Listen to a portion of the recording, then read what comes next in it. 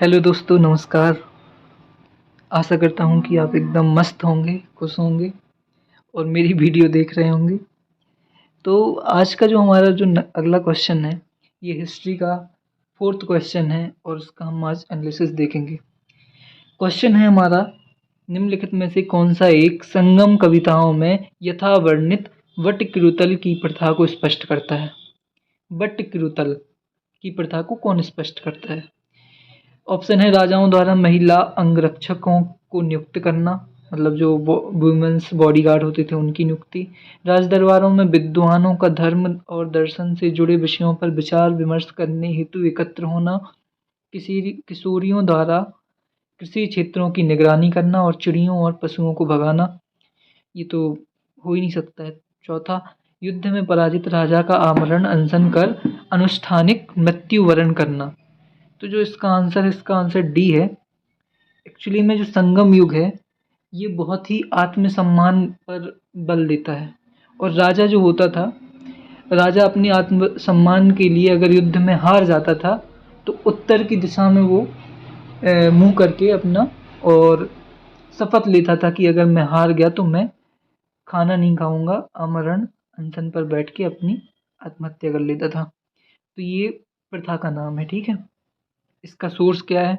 इसका जो सोर्स है ये विकिपीडिया पे दिया हुआ है, लेकिन मैं बोलूँगा कि ये सोर्स एग्ज़ाम आने के बाद अपलोड हुआ है और इसके पहले वटकृतल इंटरनेट पर नहीं था। इसका मतलब है कि वटकृतल जो है यूपीएससी ने इस बार ही क्वेश्चन पूछा है और इस बार आने के बाद ही विकिपीडिया पे आया है। तो फिर इसका सोर्स क्या है?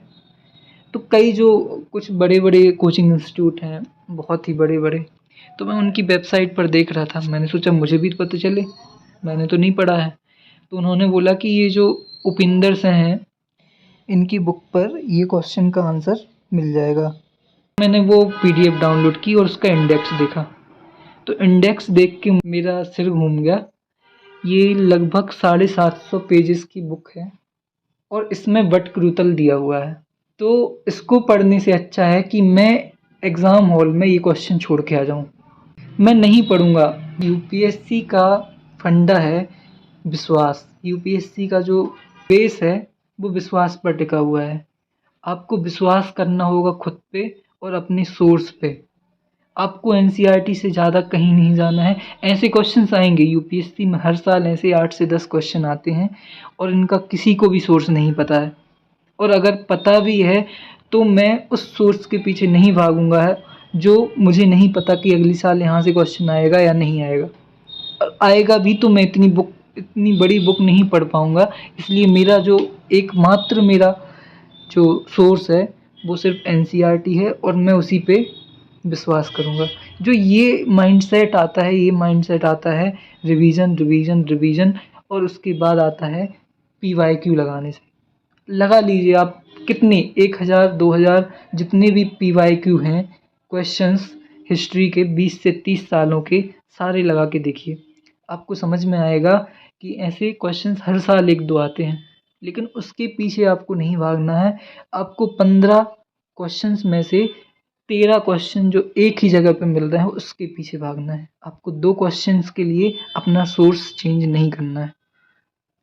तो लगी रहिए ऐसे ही और सही माइंडसेट के साथ पढ़ाई करिए। आपका एग्ज़ाम क्लियर होगा। मेरी आपके साथ शुभकामनाएं हैं।